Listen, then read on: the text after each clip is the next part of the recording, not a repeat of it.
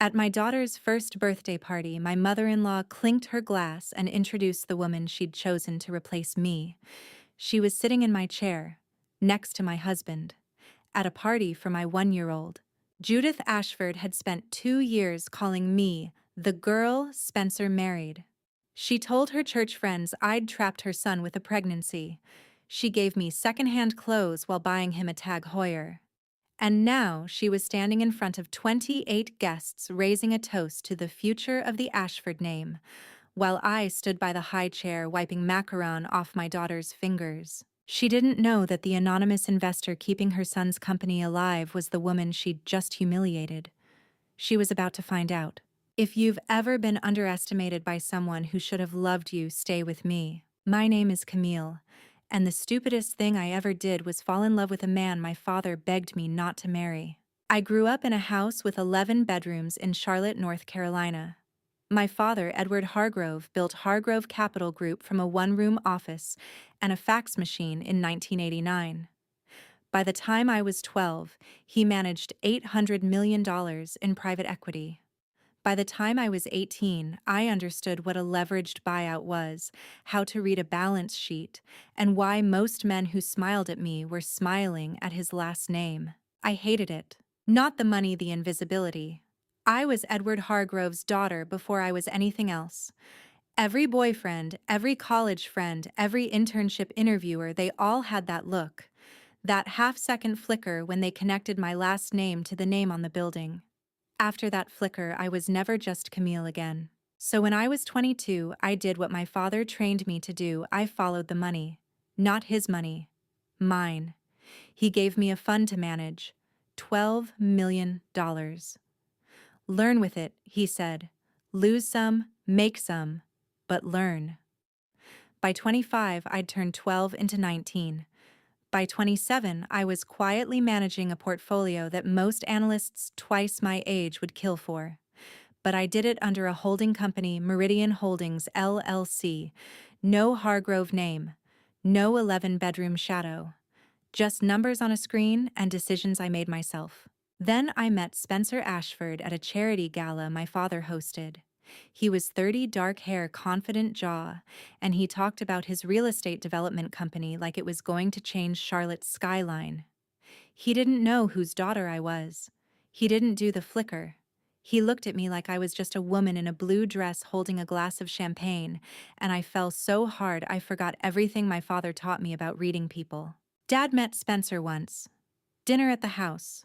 Spencer wore his best suit, talked about growth projections, shook my father's hand with both of his. Dad was polite. Spencer left thinking he'd impressed him. That night, Dad knocked on my door. He didn't sit down. He's performing Camille. You don't even know him. I've seen 1,000 Spencers. They smile until they don't need to anymore. I told him he was wrong. I told him Spencer loved me, not the fund, not the house, not the name. Just me. Dad looked at me for a long time. Then he said something I'd remember every day for the next 3 years. If he ever shows you who he really is, you call me, day or night. I said I wouldn't need to. He nodded. Then he gave me a condition. You want to marry him, fine, but you hide who you are. No Hargrove name, no fund, no money. If he loves you, the real you, without my checkbook behind you, I'll accept him. He paused. If he doesn't, you come home. I agreed because I was 28 and in love and absolutely certain my father was wrong. We got married at a courthouse. Spencer thought it was romantic. Just us, no fuss. I wore a white sundress. He wore a navy blazer. We moved into a 2-bedroom apartment on the east side of Charlotte. I drove a 7-year-old Honda CR-V. I wore leggings and oversized cardigans. I told Spencer I'd worked in finance, but nothing big, and that my parents were comfortable but private. He never asked more. I told myself that was trust. Looking back, it was just disinterest. Then I met Judith. Spencer's mother came to our apartment 2 weeks after the wedding.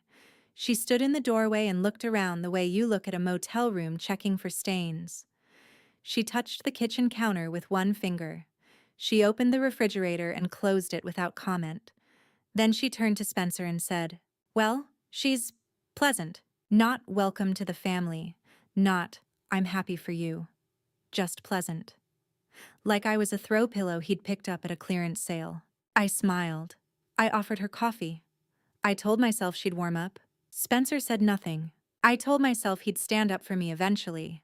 That love was enough. That my father was wrong about all of it. I was wrong about all three. The first time my mother-in-law introduced me to someone she didn't use my name. It was a Sunday dinner at her house, a 4-bedroom colonial in Myers Park, that she referred to as the family home, like it was a historical landmark. She'd invited 2 couples from her church and a woman named Barbara who ran the Charlotte Garden Society. "This is Spencer's wife," Judith said, gesturing toward me with her wineglass. "She stays home." Not Camille, not my daughter-in-law, just Spencer's wife, the one who stays home. I was 3 months pregnant. Barbara smiled politely. "Oh, what did you do before?" Judith answered for me. "She worked in finance, I think. Something small." She waved her hand like she was clearing cigarette smoke. "But now she's focusing on the baby, which is nice." Nice. The word landed like a pat on the head. Over the next 5 months, I learned Judith's system. She didn't scream. She didn't curse. She didn't throw things. Judith Ashford destroyed you the way water destroys rock, slowly, precisely, and with a smile that made everyone else think she was being kind. At Easter dinner, she gave Spencer a Tag Heuer watch in a velvet box.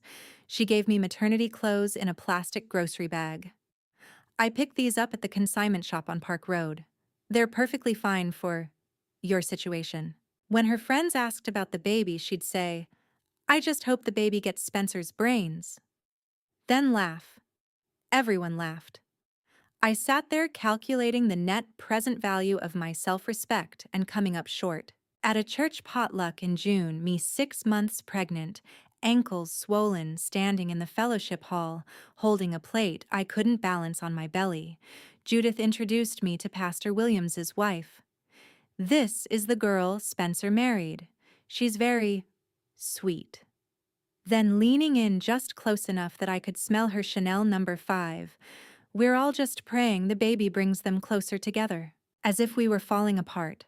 As if she wasn't the one pulling at every seam. But the worst, the one that woke me up at 3 a.m. for months, happened in her kitchen on a Tuesday in July. I was 7 months pregnant. Spencer was in the living room watching ESPN. I'd offered to help Judith clean up after dinner. She was rinsing a dish. I was drying. She didn't look at me when she said it. "You know, Camille, I never said this, but I always thought Spencer would end up with someone more substantial." I kept drying. Someone with a family. A real family.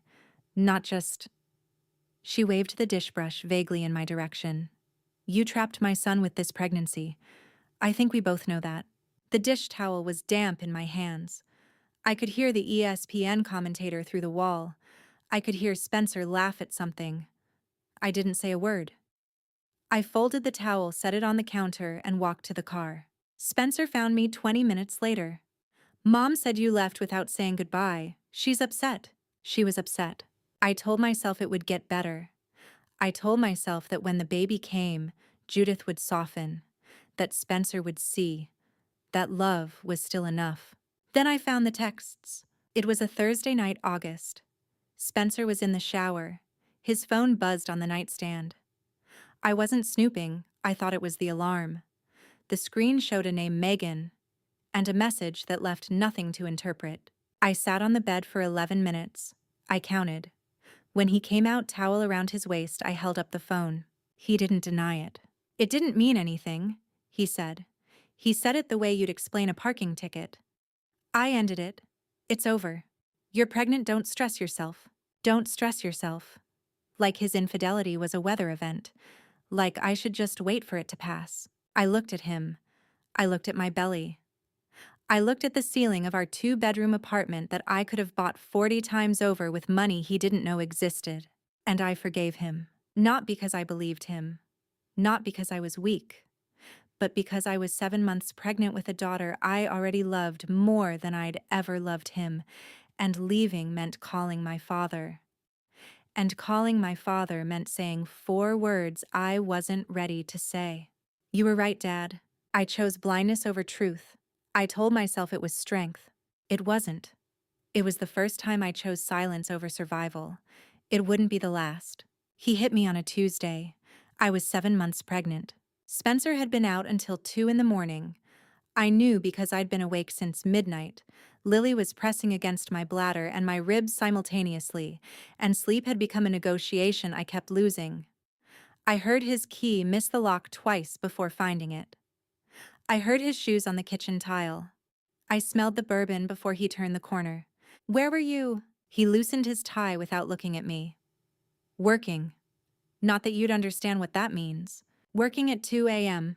The deal with Hendricks Properties is Megan part of the Hendricks deal? He stopped. His hand froze on the tie knot. 3 seconds of silence.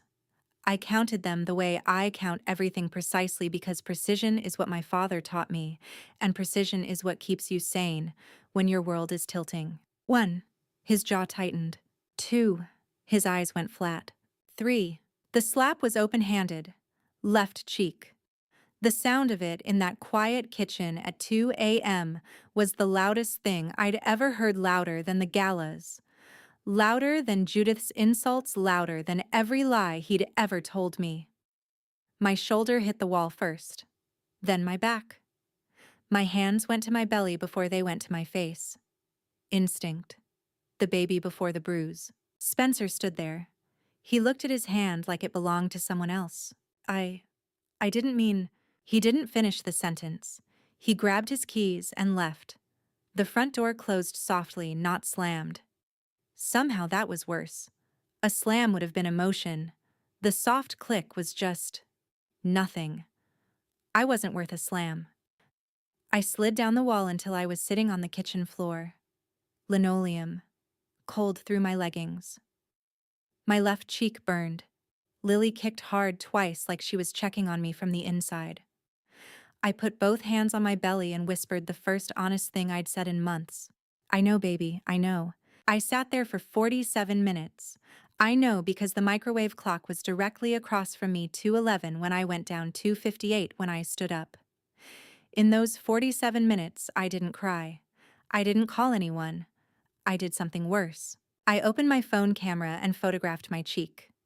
Front-facing. Flash on. The bruise was already surfacing, a red bloom spreading toward my cheekbone. I saved the photo in a hidden folder. Time-stamped August 14th, 2:23 a.m. Then I made a decision that would take me 11 more months to act on. I didn't make it with anger. I didn't make it with sadness. I made it with the cold, clean clarity of a woman who'd spent 5 years reading balance sheets. When the numbers don't lie, you stop arguing with them. Spencer came home the next morning with flowers. Grocery store roses, $12.99. I noticed the sticker he'd forgotten to pull off. He set them on the counter. It'll never happen again, he said. I swear, the pressure with the company and Mom's been... It's fine, I said. It wasn't fine. Nothing was fine. But it's fine bought me time. Time was all I needed. Time and patience and the very specific skill set of a woman who'd been trained to spot fraud since she was 22 years old. I looked at the roses. I looked at the price sticker.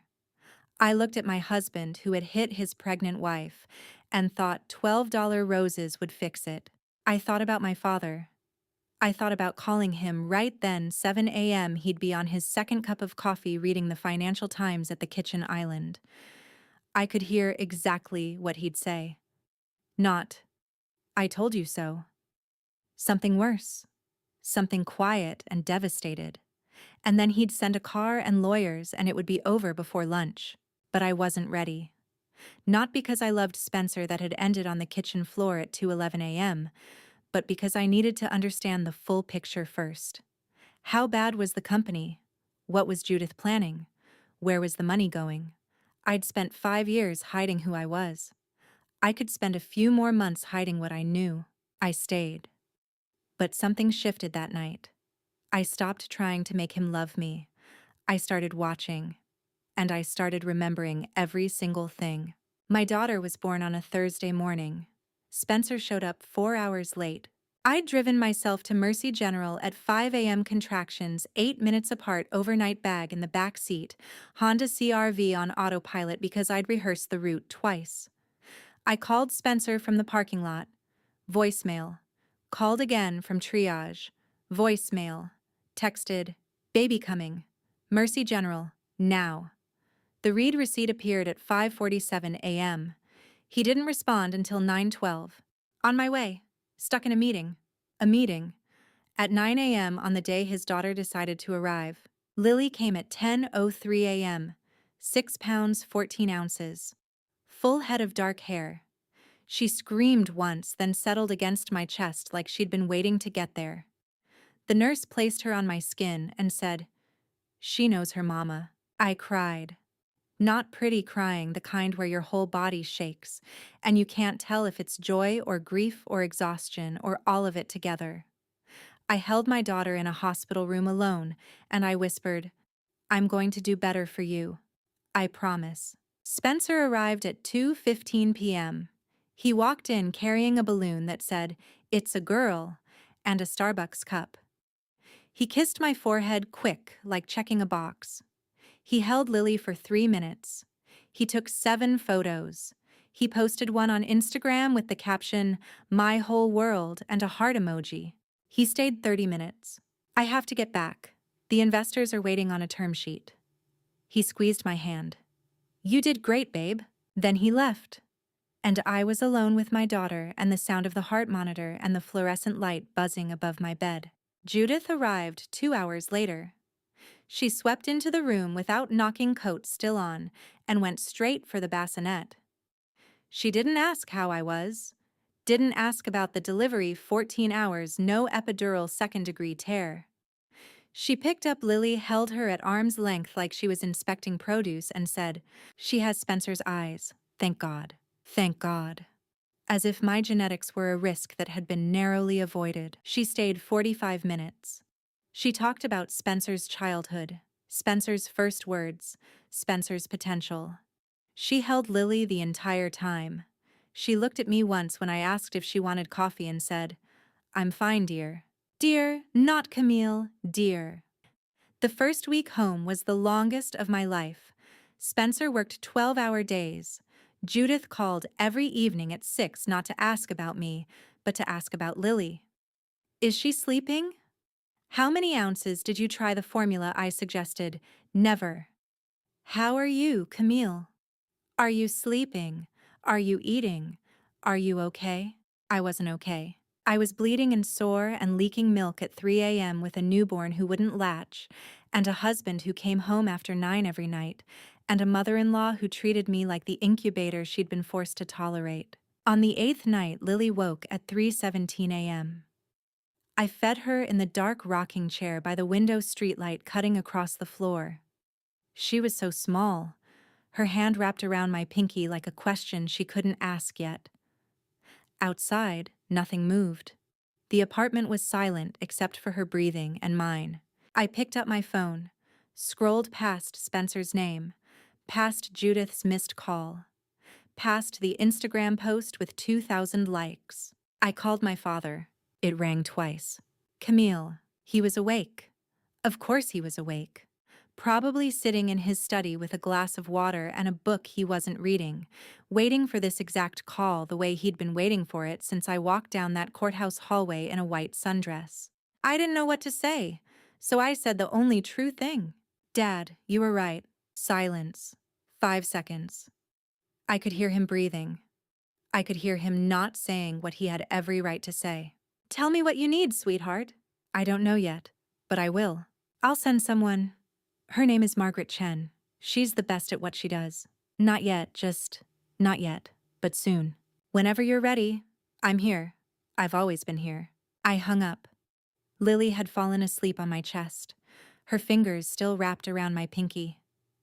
I looked at her face, peaceful, oblivious, trusting me completely. For the first time in 2 years, I didn't feel alone. My father didn't say "I told you so." He never would. But the silence on the line told me everything he'd been waiting for that call since the day I said I do. I didn't hire Margaret Chen right away. I spent 3 weeks doing what I'd been trained to do since I was 22. I followed the money. Every night after Lily fell asleep, I opened my laptop at the kitchen table. Spencer never noticed. He came home at 9, ate whatever I'd left in the microwave, scrolled his phone on the couch, and passed out by 10:30. I could have been building a nuclear reactor in the kitchen, and he wouldn't have looked up from his Instagram feed. If you've ever felt invisible in your own home, if you've ever realized that the person who's supposed to love you doesn't even see you hit that subscribe button, because what happened next is the reason I'm telling you this story. The first thing I found was what I already knew. Meridian Holdings, my company. My fund, my money, had invested $3.2 million into Ashford Development over 4 wire transfers across 2 years. The first transfer was $1.4 million wired 11 days after Spencer told me the company was hemorrhaging cash. I'd done it because I loved him, because I believed in him, because saving his company felt like saving our marriage. He never asked where the money came from, not once. His CFO listed it as private equity anonymous investor terms confidential. Spencer saw the balance sheet improve and took the credit. At the next board meeting, he apparently said, "I restructured the capital stack myself." I found that in the minutes. His own words. The second thing I found was worse. Spencer used our shared laptop. He had his own, but ours was connected to the home printer and he was too lazy to switch. His email was auto-logged. I wasn't snooping, I was sitting right there in our kitchen on our laptop, and his inbox was open like a window he'd forgotten to close. I found the thread in 11 minutes. Judith Ashford to Spencer Ashford. Subject line, "The Pemberton Opportunity." I read every email. 14 messages spanning 6 weeks. Judith had been meeting with Charles Pemberton, founder and chairman of Pemberton Industries, one of the largest commercial construction firms in the Carolinas. Pemberton had a daughter, Kelsey, 28, Yale Law, recently single. Judith's words in an email dated 3 weeks prior. "Charles is very interested in a partnership, both business and personal. Kelsey is everything we discussed. Thursday dinner, just us, not Camille. Just us, not Camille." 5 words. I read them 7 times. Each time they meant exactly what they meant the first time. I screenshotted every email, forwarded them to a new address I'd created, camille.records@proton.me. Then I went back through the inbox and erased the forwarding trail. Old habit. My father taught me evidence without a chain of custody is just gossip. The third thing I found made me laugh. Not a happy laugh, the kind that comes out when the alternative is throwing the laptop through the window. Spencer's company. The company he bragged about, the company Judith told everyone her son built from nothing, was 40% funded by his wife. Without Meridian Holdings, Ashford Development had 90 days of operating capital. Maybe less. I ran the numbers 3 times because I couldn't believe even Spencer was this oblivious. $3.2 million. His largest single investor. And he thought it was a stranger. I closed the laptop, poured a glass of water, sat in the dark kitchen and listened to Lily breathing through the baby monitor. The next morning, I put Lily in her stroller and walked to a coffee shop on East Boulevard. Margaret Chen was already there, corner table, black coffee, reading glasses, a legal pad with handwriting so small it looked like code.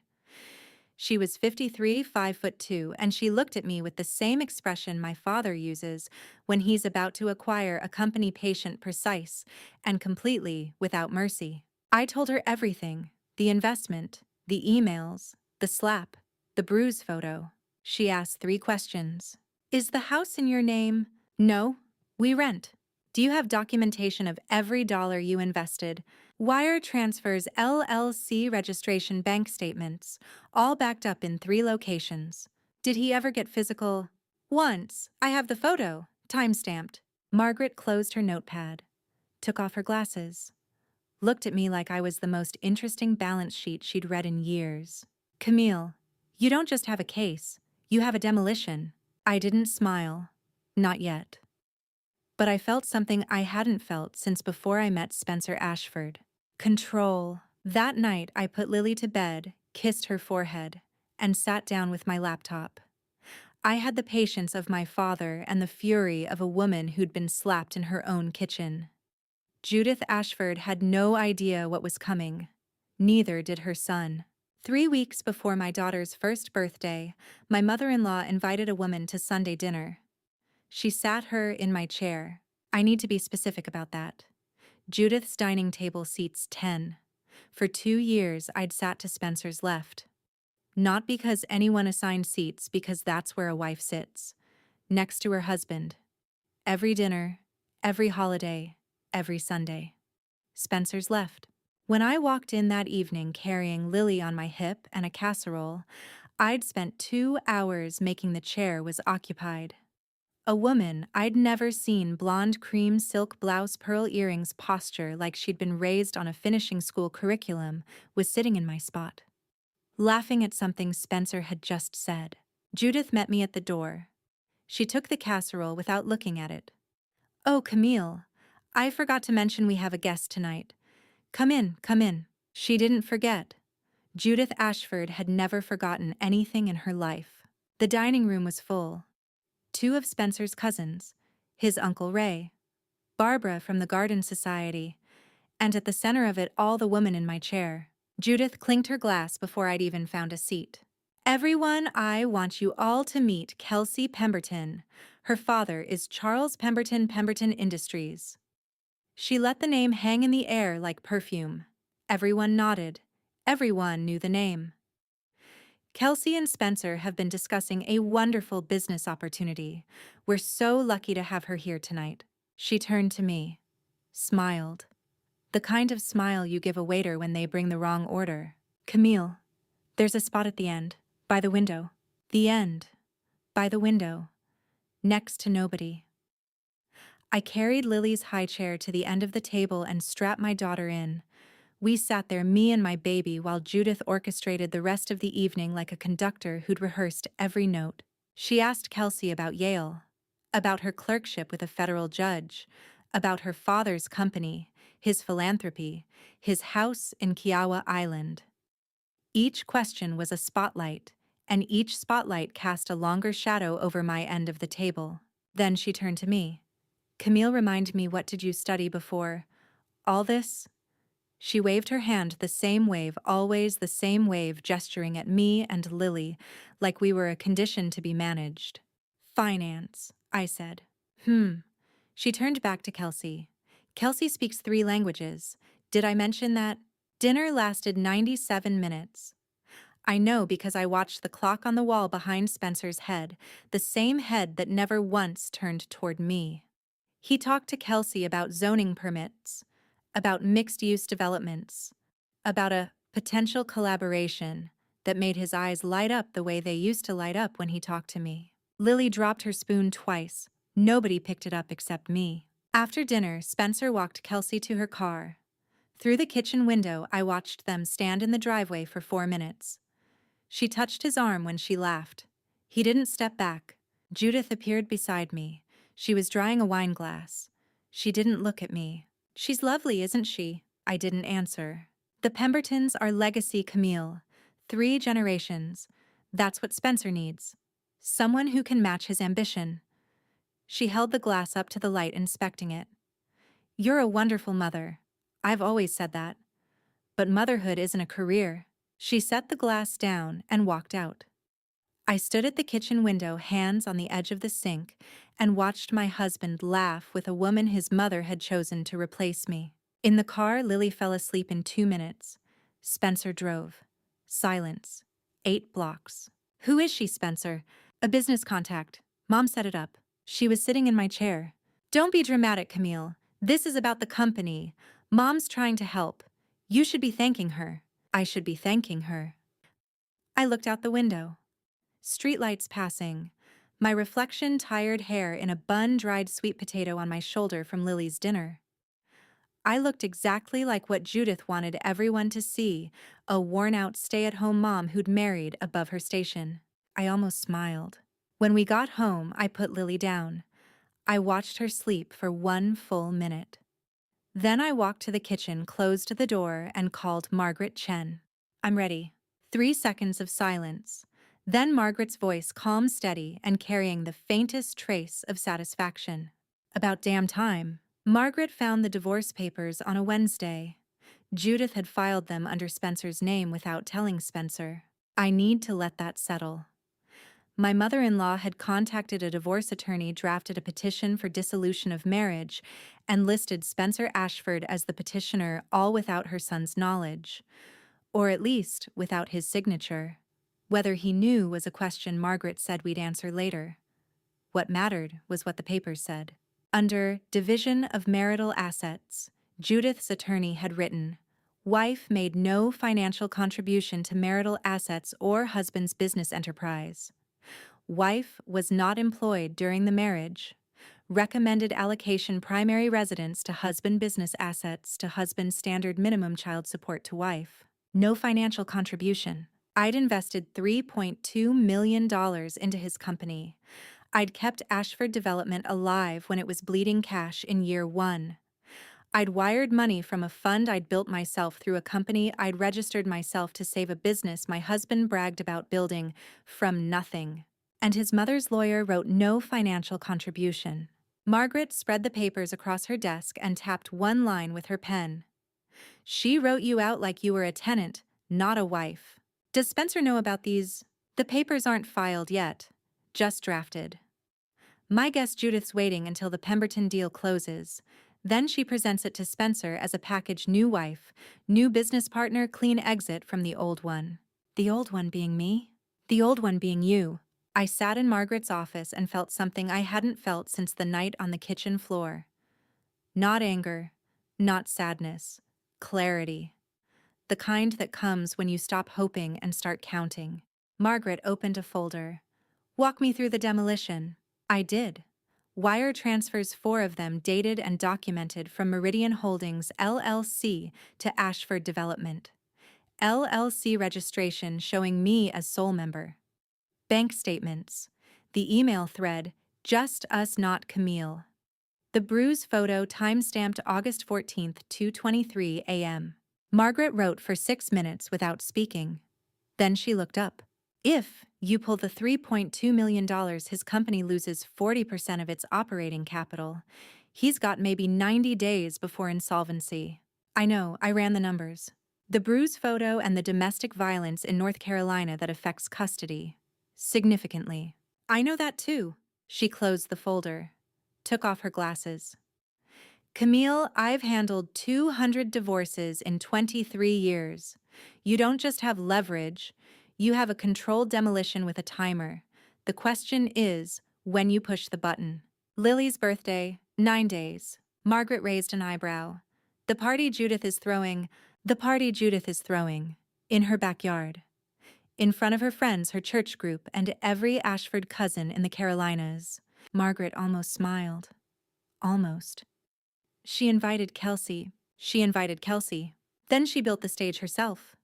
Margaret stood up and extended her hand. "I'll have everything prepared." That night, I made one more call. "Dad, do you know Charles Pemberton? We golf together twice a month. Why, after Lily's birthday, I might need you to make a phone call." 5 seconds of silence. I could hear him thinking not about whether to help, but about how quickly he could. "Consider it done." "Dad, thank you." "You don't thank me for this, Camille. This is what I'm for." I hung up and walked to the kitchen counter. Judith's invitation to Lily's birthday sat propped against the fruit bowl. Cream cardstock, gold lettering. "Please join us for Lily's first birthday celebration." At the bottom, in Judith's handwriting, hosted by Grandmother Judith. Not hosted by Mom and Dad. Not hosted by Camille and Spencer. Grandmother Judith. Like it was her milestone, her party, her grandchild to present to the world. I picked up the invitation, read it one more time, set it back down. If you're still listening, if you've been waiting for the moment where everything changes, I need you to stay with me. Because what happened at that birthday party is the reason I'm telling you this story. Hit subscribe if you haven't already. What comes next is worth it. Lily's first birthday was 9 days away. Judith had planned the party. She'd ordered the cake. She'd sent the invitations. She'd even invited Kelsey Pemberton. She had no idea she'd also invited her own destruction. The cake said, "Happy birthday, Princess Ashford." Not Lily, not even her name, just the family brand. It was 3 tiers: pink fondant, white roses, gold trim, a cake for a wedding, not a 1-year-old. But that was Judith. Everything was a performance, and every performance starred her. The backyard looked like a magazine shoot. Judith had hired a party planner, balloon arch in blush and gold, a dessert table with macarons nobody's 1-year-old would eat, string lights woven through the magnolia trees, 28 guests, Ashford cousins, church friends, garden society, women, Spencer's business contacts. Everyone dressed like they were attending a christening, not a birthday party for a baby, who'd spend most of it chewing on a teething ring. Judith wore cream linen, pearls. She moved through the crowd like a campaign manager, touching elbows, refilling glasses, accepting compliments on the decorations, as if she'd hung each string light personally. I wore a simple navy dress, flats, hair down. Lily on my hip in a white cotton dress with strawberries on it, the one I'd picked. Not the one Judith had sent over, which was a miniature replica of something you'd see on a child beauty pageant. I'd left that in the box. My bag was on the chair by the back door. Inside it, a manila folder, 47 pages, organized with the precision of a woman who'd spent 5 years managing a $12 million fund. Margaret had reviewed every page. Every number was correct. Every document was time-stamped, notarized, or screenshotted with metadata intact. Kelsey Pemberton arrived at 2:15 p.m. She wore white. Of course she did. She walked in carrying a gift bag from Neiman Marcuse and a smile that said she'd been coached. Judith intercepted her at the gate, hugged her like a daughter, and walked her straight to Spencer. I watched from the dessert table. Lily was grabbing at a macaron. I let her have it. At 2:40, Judith clinked her glass. The yard quieted. 28 faces turned toward her. She stood by the cake, my daughter's cake with my daughter's wrong name, and began. "Thank you all for coming to celebrate little Lily's first birthday. I can't believe it's been a year already." She pressed her hand to her chest. The church women smiled. "Before we cut the cake, I have a special announcement." She looked at Spencer, then at Kelsey, then just for a second at me. Spencer and the Pemberton family are finalizing a partnership that will take Ashford development to the next level.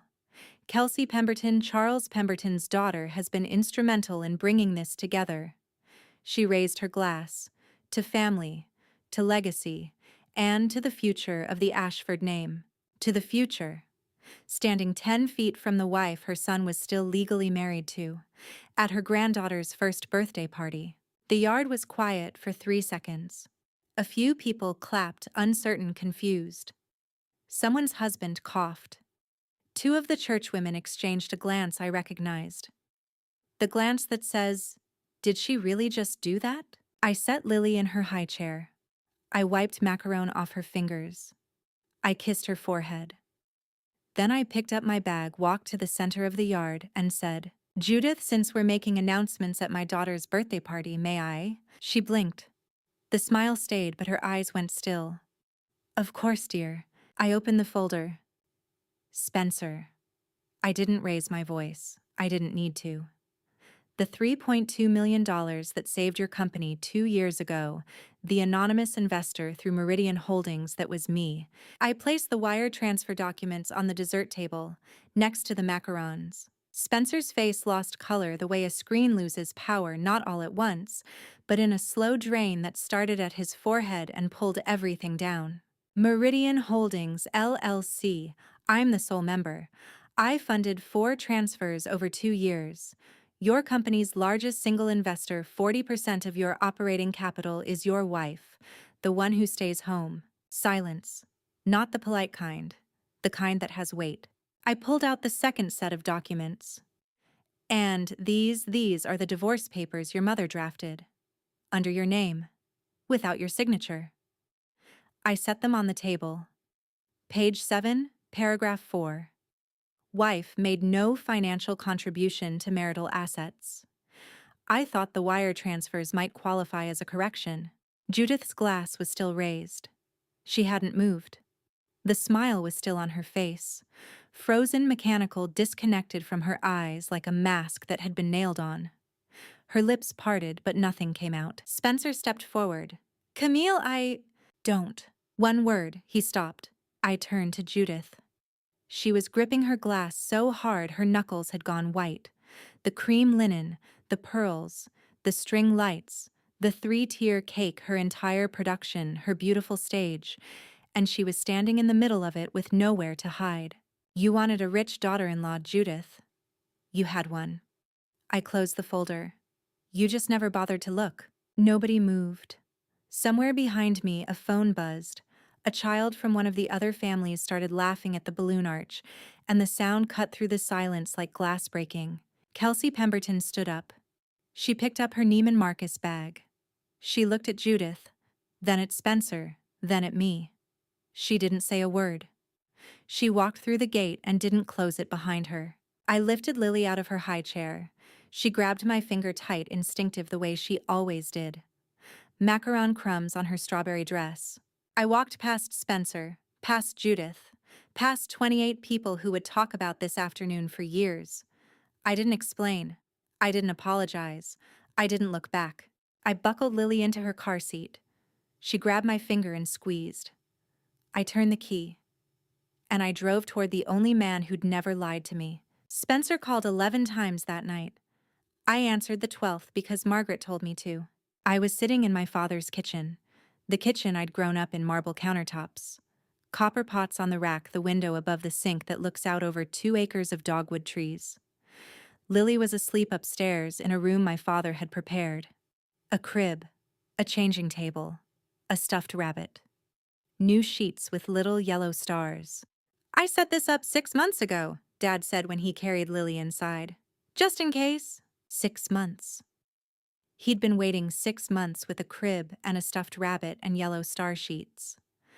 I stood in the hallway outside that bedroom and cried for the first time since the kitchen floor.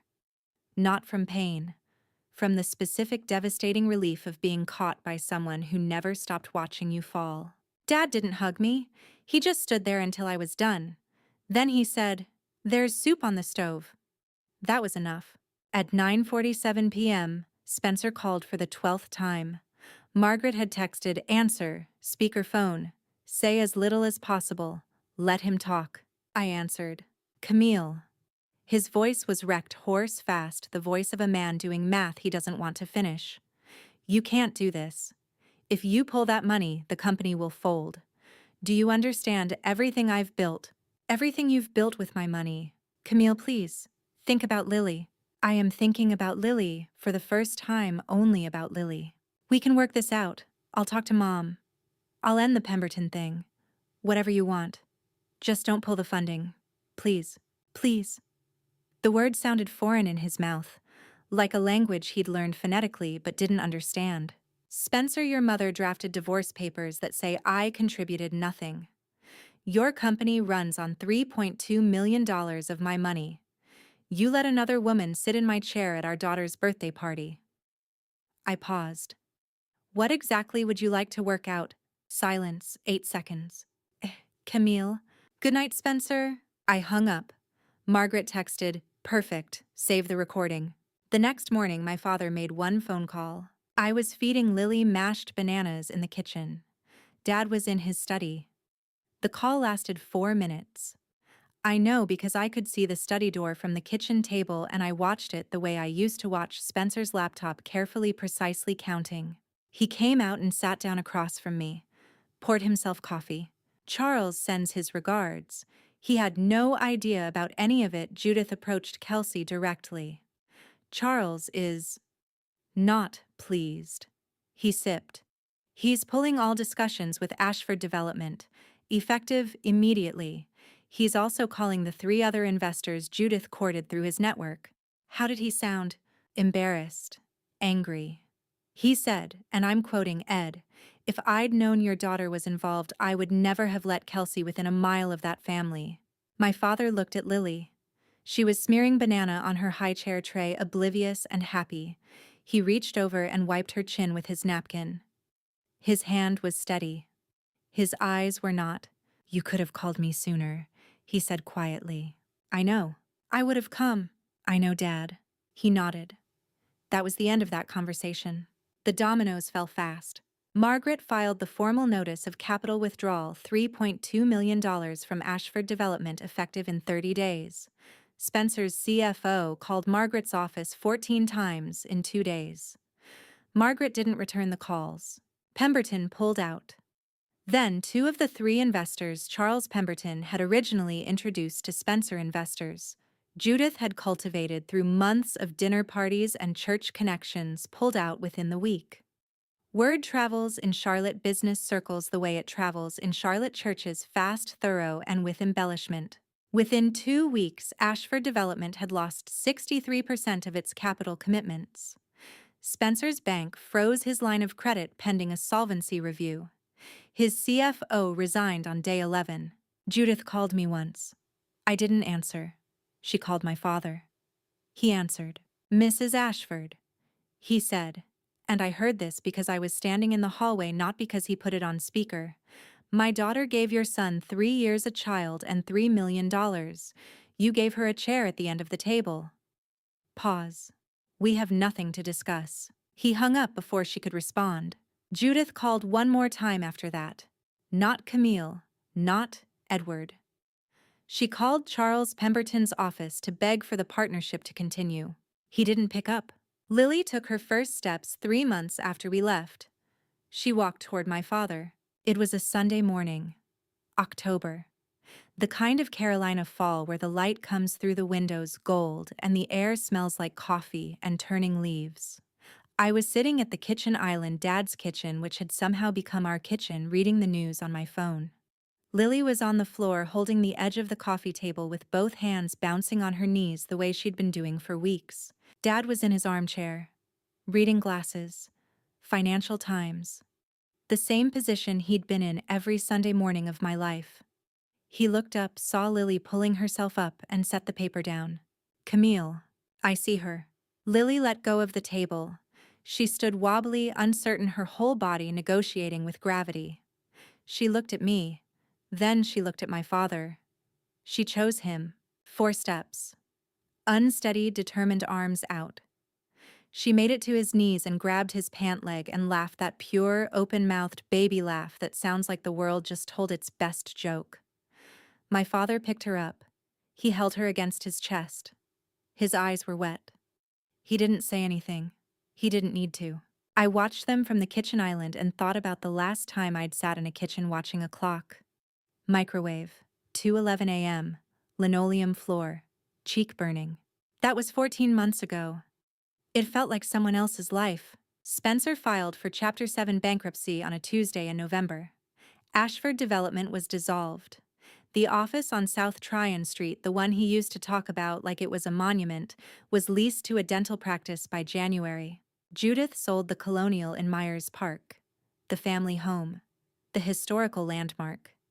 It went for $847,000 less than asking to a young couple from Raleigh who'd just had their first baby. I didn't find that out on purpose. Margaret mentioned it during our final meeting. I didn't feel satisfaction. I didn't feel sadness. I felt the particular emptiness of a door closing on a room you never want to enter again. The divorce was finalized in December. Spencer didn't contest custody. He couldn't afford a lawyer. I got full custody of Lily. He got supervised visitation twice a month, Margaret insisted, given the documented domestic violence. The judge agreed in 11 minutes. Judith called once more. 3 months after the birthday party. She didn't call me, she called my father's house line, and I happened to answer. "Camille." Her voice sounded smaller, older. "Can I see Lily?" I held the phone and looked out the window. Lily was in the backyard with Dad. He was pointing at a bird in the dogwood tree. Lily was pointing at nothing in particular, but was thrilled about it. "When you can say my name without choking on it, call me again, Judith." She hasn't called back. I went back to work 3 months ago. Not at my father's firm, at my own. Meridian Holdings is no longer a shell company hiding a wife's investment in her husband's failing business. It's a real fund now. Small.